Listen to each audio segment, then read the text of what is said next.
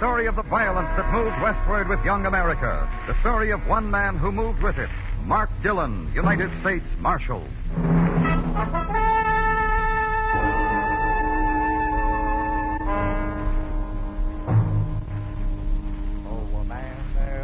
On the western plains with a ton of fight and an ounce of brains, who herds the cows as he robs the train and goes by the name of Cowboy. He was part of it. A singing saddle bum, a cowboy, a drifter. They all drifted here to Dodge City one time or another. It's the end of the track and the start of the wilderness. A dumping ground of odds and ends, beginnings and leftovers. It's a place to stop and take the kind of pleasure you need. It's a place to pass through.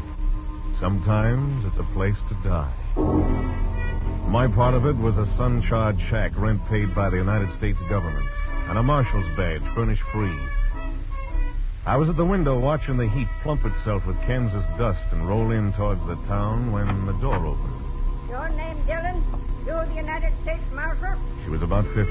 Hat, poke bonnet, dress, gingham, shoes, beaded Indian moccasins. I heard about you in Galjai. They said there was a steady marshal here. Been living for 6 months running. They've been lying to you. 4 months. They say you can break a man's heart at 50 yards. They say you and your gun's already done that. What's on your mind? I want you to saddle up and get down to Galjai. Why? My husband. My husband owns the White Buffalo. Roulette, music, drinks. They say the roulette wheel's crooked. Look, ma'am, half the roulette wheels in the West are probably crooked. Maybe. But in Galjai, they kill a man for running a crooked wheel. Well, look, ma'am, I don't... Abigail Contrarius, that's my name. Yeah. Well, Mrs. Contrarius, you don't need a marshal. You need an honest husband. That wheel's no more crooked than you are. Leastwise, from all I hear about you. If it was, I wouldn't take none of the money's won from it. Oh, sure. Don't show me, Marshal. The money don't just mean money to me. It means books for Indian kids and writing stuff, slates and all. Oh, missionary. Huh, me, with a gambler and a philanderer and a toper for a husband. I teach Indian kids, that's all. Teach them to behave and a little learning, that's all. That's good work, ma'am. These towns could use more people like you. Never mind that. If I don't get help, those kids will go back to their wild ways and I'll have a dead husband. You coming? Do I have to ride that mule some more? Ride it back to Galjai. I'll be along. Make it soon, Marshal. There'll be a convulsion down there if you don't. It was night when the town of Galjai came out of the wilderness and beckoned to me like a painted, skinny hag. If Dodge City had a tougher sister, this was it. I rode up to the White Buffalo and started to tie my horse to a hitching post whittled to the shape of a Pawnee girl when... Suddenly, the gun in my back told me I wasn't alone. You won't like it here, Marshal. Pretty as it is, you won't like it. No? No, and, don't turn around, Marshal. I'm shy and I'm modest and I embarrass easy. Isn't that so, Harold? You see? Harold thinks it so. Harold had his tongue clipped. Apaches. Maybe it was too long. Oh, now, that's not a genteel thing to say to Harold, Marshal. He takes offense. I'm new here. Back in Dodge City, the etiquette's a little more formal. Then go back to Dodge. We're very happy here in Galjai.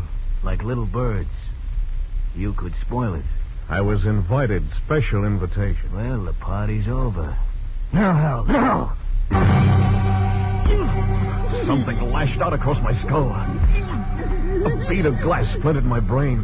From far, far away, I heard some words. Like I said, Marshal, you won't like it in Galjai. I wanted to kill him, but I couldn't. I didn't know who he was. I hadn't seen his face. But I knew what... Smoke! A crazy giggle. When I opened my eyes, I was in Galjai's dirt. I picked myself up and waited till the town stopped its dizzy dance. On its third time round, I spotted a horse trough. I stuck my head and get rid of the blood on my face. I finally pushed my bones through the swinging doors of the White Buffalo. It was the usual kind of place, like Mrs. Contrarius said. Roulette, music, drinks. I got halfway across the floor toward the bar. Then I saw her and heard her.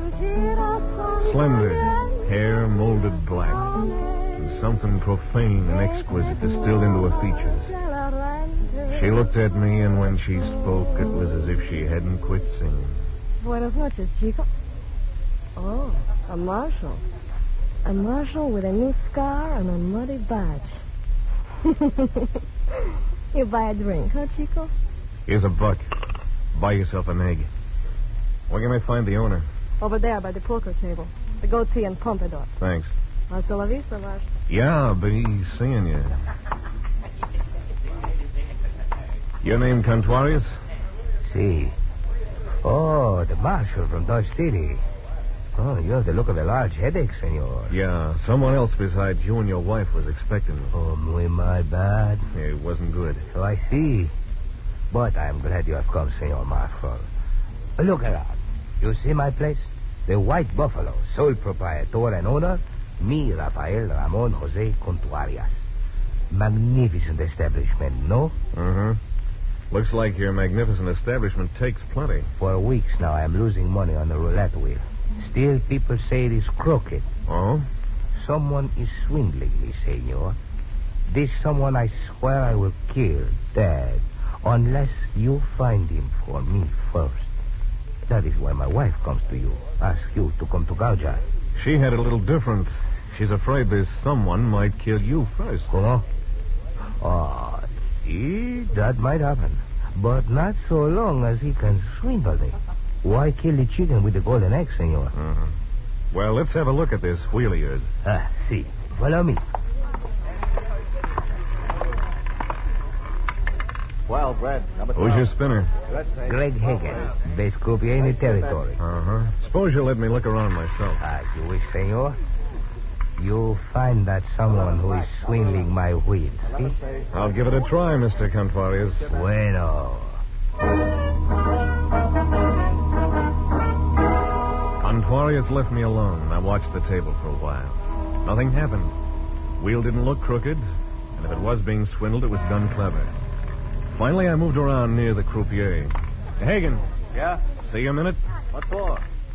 Oh, Marshal. Yeah. Bill, take over for a minute. Sure. Okay, Marshal.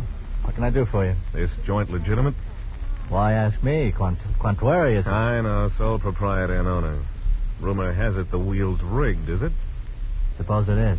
Well, then, I could win. You could win, too. Maybe 25% of what I win, and Cantuarius wouldn't know. Keep talking. We both got to live 50%. Now get this. Cantuarius is my friend.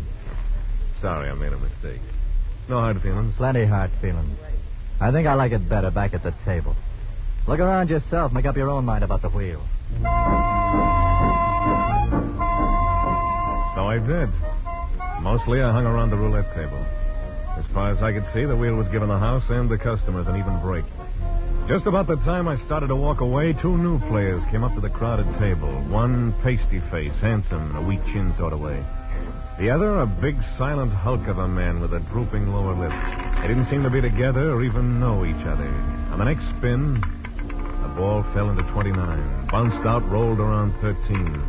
Finally, settled in 00.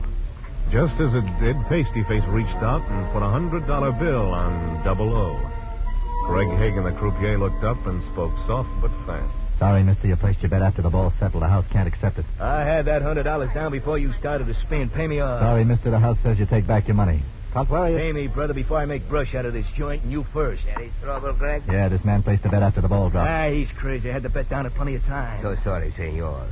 The croupier is always right. Take your bill from the table. And if you please, get out.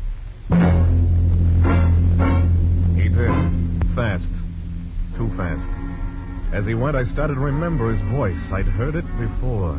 It was the voice behind my back when I first hit town. And all of a sudden it made sense, and I knew I'd found out one way the Spaniard was getting rooked. Pasty-Face and the Hulk were a team. When Pasty-Face picked up the bill, there was a blue chip under it on 00, and the house paid off to the Hulk. All according to Hoyle, except for one thing. The Hulk hadn't placed any bets. It was a good stunt. There had to be more to it than that, so I gave Cantuarius a nod and followed Pasty-Face as he left. I got out of the casino just in time to see him